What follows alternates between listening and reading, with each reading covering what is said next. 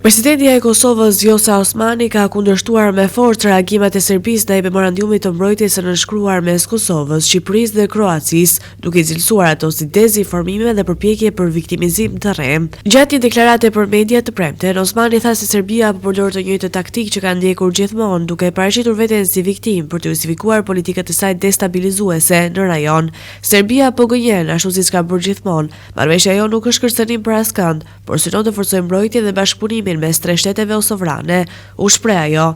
Osmani e quajti qesharake pretendimin e Serbisë se kjo marrëveshje shkelje traktat të vitit 1996, duke shtuar se Beogradi dhe Moska vazhdojnë të përdorin taktika propagandistike për të shtrembruar faktet.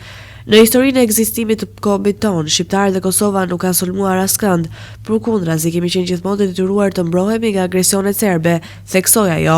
Marrëveshja mes Kosovës, Shqipërisë dhe Kroacisë ka si qëllim rritjen e kapaciteteve të mbrojtjes dhe forcimin e bashkëpunimit ushtarak mes palëve, duke përfshirë trajnime dhe investime në teknologji të mbrojtjes. Osmani përfundoi duke thënë se kjo është një nismë natyrshme midis aleatëve rajonal dhe nuk duhet të shihet si kërcënim nga askush.